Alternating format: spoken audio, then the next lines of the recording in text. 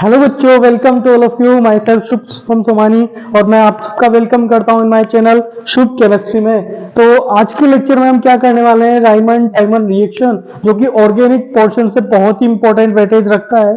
तो आज के इस लेक्चर में हम इसकी definition, tricks, tips, question practice सभी चीजों को इजीली समझने वाले हैं और साथ में ट्रिक्स भी देखने वाले हैं। तो without wasting any time let us start. What is Riemann टाइमन reaction? तो राइमन टाइमन रिएक्शन क्या है? फिनोल इज रिएक्ट, यानी कि हमारा स्टार्टिंग रिएजेंट क्या होगा? फिनोल होगा, जिसकी रिएक्शन किससे कराएंगे हम? CHCl3। गाइस ये क्लोरोफॉर्म ही है क्या?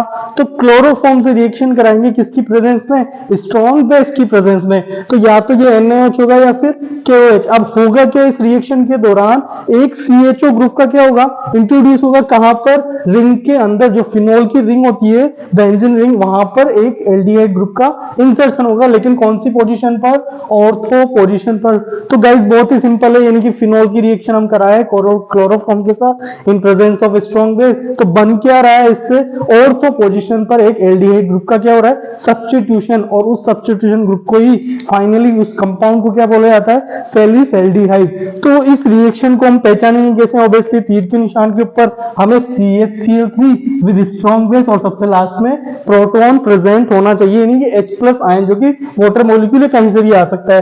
तो ओवरऑल इस रिएक्शन की डेफिनेशन मैंने आपको समझाई। इसको आइडेंटिफाई कैसे करेंगे इसको आपने सीखा। बात करते हैं इसके जनरल रिएक्शन की। तो रिएक्शन में देखो, स्टार्टिंग में मैंने फिनोल प्रेजेंट लिया, benzene ring with alcoholic group. तो क्या होगा? Chloroform in presence of KOH एक एल्डिहाइड ग्रुप कहां पर जुड़ जाएगा? गाइस ऑर्थो पोजीशन पर यहां पर एल्डिहाइड ग्रुप जुड़ चुका है और इसी को कॉमन नेम में क्या कहेंगे? सैलिसैल्डिहाइड। अच्छा, इसका अगर एक्चुअल IUPAC नाम लिखा जाए तो यहां पर नंबरिंग 1 और 2 होगी। तो 2 हाइड्रोक्सी बेंजोइक बेंजल्डिहाइड इसे नाम दिया जाएगा। तो बात करते हैं इस रिएक्शन के की पॉइंट्स की। इस पूरे रिएक्शन में ओवरऑल हमें याद क्या करना है? इसमें इंटरमीडिएट क्या बनेगा गाइस? CCl2, यानी कि इसको क्या बोलते हैं? डाइक्लोरोकार्बिन। बहुत ही अच्छा अटैकिंग स्पीसीज है ये, बहुत ही रेयर प्रेजेंट होता है। इनिशियली हीट रिक्वायर होगी, यानी कि इस रिएक्शन को स्टार्ट करने के लिए क्या प्रेजेंट होना चाहिए? हीट, अदरवाइज रिएक्शन को कैरी करना मुश्किल होगा। बात करते हैं कि ऑर्थो और पैरा हमेशा दो प्रोडक्ट बनते हैं, एक मेजर एक माइनर। लेकिन इस रिएक्शन में क्या होगा? केवल और केवल ऑर्थो पोजीशन वाला ही मेजर होगा। ऐसा क्यों? क्योंकि गाइस ये हाइड्रोजन जो इस कार्बन के साथ है, ऑक्सीजन जो है इसके साथ क्या कर रहा होगा? Hydrogen bonding. और जब भी ऑर्थो पोजीशन पर इस तरह की हाइड्रोजन बॉन्डिंग हो रही हो, तब यही हमारा क्या होता है? मेजर प्रोडक्ट ऑर्थो सब्स्टिट्यूट होता है। अदरवाइज अगर हाइड्रोजन बॉन्डिंग एब्सेंट होती तो हमारा क्या होता? पैरा प्रोडक्ट सब्स्टिट्यूट मेजर होता। तो यहाँ पर गाइस बात रखने वाली चीज है कि फिनोल की रिएक्शन से एल्डिहाइड जो कि ऑर्थो पोजीशन पर सब्स्टिट्यूट होगा। चलिए नेक्स्ट बात करते हैं इसके मैकेनिज्म की। तो मैकेनिज्म देखो, थोड़ी सी लेंथी, थोड़ी सी ट्रिकी, थोड़ी सी टफ हो सकती है, लेकिन आपको मैं स्टेप बाय स्टेप समझाने की पूरी कोशिश करूंगा। तो ध्यान से देखिए। सबसे पहले पार्ट 1 में क्या होगा? डीप्रोटोनेशन होगा। डीप्रोटोनेशन किसका? CHCl3, यानी क्लोरोफॉर्म का हाइड्रोजन क्या होगा? हटेगा। डीप्रोटोनेशन मतलब हाइड्रोजन का रिमूव होना। किसके द्वारा हटेगा? एक स्ट्रॉन्ग बेस के लिए।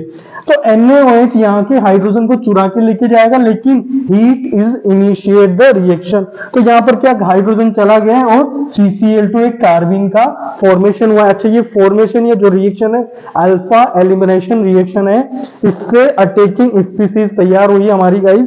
क्या बोलते हैं इसको? कार्बिन। अच्छा, साइमल्टेनियसली हम फिनोल के स्ट्रक्चर को समझे तो बेस की प्रेजेंस और हीट प्रेजेंट है। तो यहाँ का जब हाइड्रोजन रिमूव होगा तो इस पर ऑक्सीजन पर क्या नेगेटिव चार्ज जनरेट होगा। अब ये नेगेटिव चार्ज इस बेंजीन रिंग में पाई सिग्मा के साथ कॉन्जुगेशन है। देखो, pi sigma and lone pair. तो ये डीलोकलाइज होकर यहां पर आना चाहेगा क्या? बिल्कुल आएगा। इसी तरह ये अगेन नेगेटिव चार्ज का पाई सिग्मा लोन पेयर यहां पर आएगा, बिल्कुल आएगा। इसी तरह यहां पर जो आया ये फाइनली कहां चला जाएगा? एस ऑर्थो पोजीशन पर। गाइस यहां पर क्वेश्चन आता है कि जब ये चार्ज ऑक्सीजन पे था तो ये कार्बन पे क्यों आया? क्योंकि न्यूक्लियोफिलिसिटी ऑर्डर बात करें तो कार्बन के ऊपर नेगेटिव एंड ऑक्सीजन के ऊपर नेगेटिव। कहां की न्यूक्लियोफिलिसिटी ज्यादा होगी? गाइस कार्बन के ऊपर। इसलिए हम डायरेक्ट फिनोल पे अटैक ना करके उसके ऑर्थो सब्स्टिट्यूट पर ही अटैक हो पाएगा, क्योंकि न्यूक्लियोफिलिसिटी ऑर्डर कुछ इस तरह की है। तो गाइस मैंने आपको क्या समझाया? पार्ट 1 में डीप्रोटोनेशन एंड फिनोक्साइड आयन के दो स्ट्रक्चर समझाए। नेक्स्ट स्लाइड में बात करते हैं हमारा फिनोक्साइड आयन से इस तरह का स्ट्रक्चर है और कार्बिन पार्ट फर्स्ट पे, ये दोनों हमारी रिएजेंट तैयार हो गए। ये एज ए इलेक्ट्रोफाइल हो गया और ये एज ए न्यूक्लियोफाइल साइट हो चुकी है। तो कार्बन को इलेक्ट्रॉन की कमी हो चुकी है, ये अप्रोच करेगा कार्बन नेगेटिव को, तो इन बीच में क्या होगा, बॉन्ड बन जाएगा। गाइस देखो यहाँ पे इन दोनों के बीच में बॉन्ड बन चुका है, साथ में यहाँ क्या प्रेजेंट है, हाइड्रोजन भी प्रेजेंट है। देखो टोटल ओवरऑल रिंग क्या एरोमेटिक थी, बाद में एरोमेटिसिटी क्या हो गई, लूज हो गई। तो ये बहुत ही जो है स्लो स्टेप होगा। और गाइस स्लो स्टेप ही हमारा क्या होता है, RDS होता है, यानी रिएक्शन का बहुत टफ प्रोसेस होगा जिसे RDS नाम से जाना जाएगा। अब देखो बहुत ही कमाल की चीज हो रही है, यहाँ पे हाइड्रोजन को अपने इलेक्ट्रॉन यहाँ पर इस कार्बन को लूज करके बाहर निकलना पड़ता है, ताकि इस बॉन्ड का पोलराइजेशन इस पर नेगेटिव और इस पर पॉजिटिव। अब ये पॉजिटिव और जो हाइड्रोजन इलेक्ट्रॉन छोड़ के गया, ये दोनों आपस में क्या बना लेंगे, बॉन्ड बना लेंगे, ताकि इसकी एरोमेटिसिटी रिंग की वापस गेन हो सके। और ऑक्सीजन पर नेगेटिव चार्ज आ गया, ये कार्बन किसके साथ जुड़ चुका है, इसके साथ जुड़ चुका है। तो ये हाइड्रोजन इस कार्बन के साथ जुड़ेगा और यहाँ से ये बॉन्ड क्या होगा, ब्रेक होगा। तो इस तरह ये हाइड्रोजन यहाँ जुड़ चुका है, इस तरह से 2 क्लोरीन। फर्दर बहुत ही सिंपल प्रोसेस है, ऑक्साइड आयन फर्दर इन दोनों क्लोरीन को हटाएंगे और क्या जुड़ जाएंगे, OH जुड़ जाएंगे। तो दोनों क्लोरीन हटाए, दोनों OH। और जब भी एक कार्बन पर 2 हाइड्रोक्सी ग्रुप होते हैं तो वह क्या, वाटर मॉलिक्यूल एलिमिनेट होता है। तो वाटर मॉलिक्यूल एलिमिनेट होने से यहाँ से क्या, पाई बॉन्ड बन जाएगा और ये इस तरह से एल्डिहाइड ग्रुप को रिप्रेजेंट करेगा। साइमल्टेनियसली प्रोटोनेशन होने से इस ऑक्सीजन नेगेटिव पे क्या गेन करेगा, H+। तो आई होप ये मैकेनिज्म आपको समझ में आई होगी, बहुत ही इंपॉर्टेंट पोर्शन है, कई बार बोर्ड्स वगैरह में पूछी जाएगी है। तो आप ध्यान रखें कि इसमें स्टेप बाय स्टेप क्या क्या चीजें हो रही है। अगर स्टेप बाय स्टेप समझेंगे तो डेफिनेटली आप मैकेनिज्म को याद रख पाएंगे। बात करते हैं इसके छोटा सा पोर्शन कार्बिन का है। जनरली क्या होता है, कार्बोकेटायन और कार्बो एनायन बनते हैं, लेकिन कार्बिन बहुत ही कम केसेस में बनता है। तो इसके बारे में थोड़ी सी डिटेल नॉलेज हम पढ़ते हैं कि ये एक हाईली रिएक्टिव है ना, इलेक्ट्रॉन डेफिशिएंट स्पीसीज है, पैरा मैग्नेटिक इसका नेचर होता है और उसके पास क्या होते हैं, 2 अनशेयर्ड इलेक्ट्रॉन होते हैं। अच्छा, ये कितने टाइप का होता है, ये 2 टाइप का होता है, फर्स्ट सिंगलेट एंड ट्रिपलेट। अब सिंगलेट क्यों बोला, देखो एक कार्बन जिसके 2 बॉन्ड बने हुए हैं, है ना, ये इसका वैकेंट ऑर्बिटल, एक कार्बन 2 बॉन्ड और ये वैकेंट ऑर्बिटल। अब देखो इनको स्पिन की वजह से एक को सिंगलेट और ट्रिपलेट बोला है। अगर इन दोनों इलेक्ट्रॉन का मैं टोटल स्पिन निकालूं तो ये +½ और ये -½ के 0 हो जाएगा क्या, तो 0 हो गया। S मतलब मैंने स्पिन 0 आ गया, उसमें +1 जोड़ा तो ये 1 वैल्यू, इसकी क्या आ रही है, 1 वैल्यू, इसलिए इसका क्या नाम दे दिया, सिंगलेट। इसके लिए निकालता हूं, देखो अगर ये +½ है तो ये भी +½ होगा, क्योंकि मुझे मोड लेना है तो साइन की कोई जरूरत नहीं है। हाफ और हाफ 1 हो गया क्या, तो 2 × 1 2 + 1 3 हो गया क्या, तो इसकी वैल्यू 3 आने की वजह से इसको क्या नाम दिया, ट्रिपलेट। तो गाइस क्लियर है, ये सिंगलेट कार्बन क्यों बोला, ये ट्रिपलेट कार्बन क्यों बोला, क्योंकि इनके स्पिन की वैल्यू इस तरह से थी। अच्छा, इनका प्रिपरेशन क्या होता है, अल्फा एलिमिनेशन, जो कि इस रिएक्शन में हमने ही पढ़ा। इसके अलावा ये डाईएजो कंपाउंड्स, जो कंपाउंड्स होते हैं डाईएजो, वहां पे भी कार्बन का फॉर्मेशन होता है। तो ये आपके एमाइंस चैप्टर से रिलेटेड पढ़ेंगे और ये अल्फा एलिमिनेशन हमने रायमंड टाइमन रिएक्शन में इसको समझने की कोशिश की।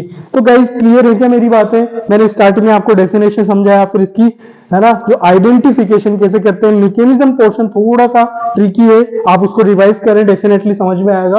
बात करते हैं इसकी क्वेश्चन प्रैक्टिस की, या ये जो रायमंड टाइमन रिएक्शन है कई सीरीज ऑफ रिएक्शन में है ना कई बार पूछी गई है। तो देखो सबसे पहले मेजर और माइनर मैंने बताया था कि जैसे ही फिनोल में आप ये सब चीजें देखें कि ये रायमंड टाइमन रिएक्शन की पहचान होगा, तो खट से दिमाग में आना चाहिए, जैसे ही हम chloroform with base and heat देखें कि कहीं ये वो तो नहीं, वो कौन, रायमंड टाइमन रिएक्शन।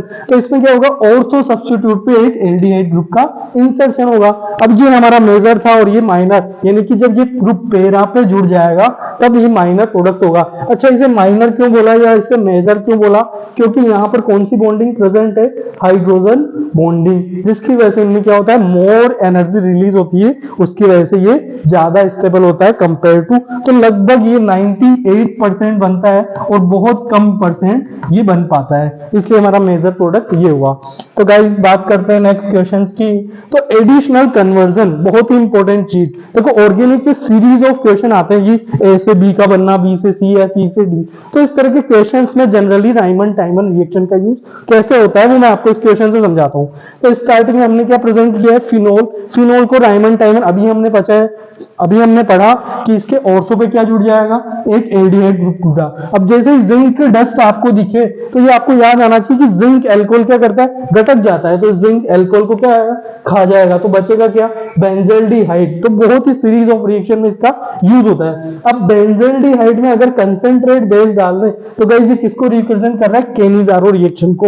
तो केनिजारो में इसका क्या होता है, रिडक्शन अल्कोहल बन गया, साथ में कार्बोक्सिलिक का सोल्ट भी बनता है। तो इस तरह सीरीज ऑफ रिएक्शन में इसका यूज काफी हो सकता है। इसी तरह अगर फिनोल से CHO की जगह अगर हमें COH जोड़ना है तो यूज होगा NaHNCO2। गाइस कमेंट में आप मुझे सब बताएंगे कि ये कौन सी रिएक्शन है जिससे इस तरह का सैलिसिलिक एसिड इसका कॉमन नेम बनता है। नेक्स्ट वीडियो में जरूर डिस्कस करेंगे।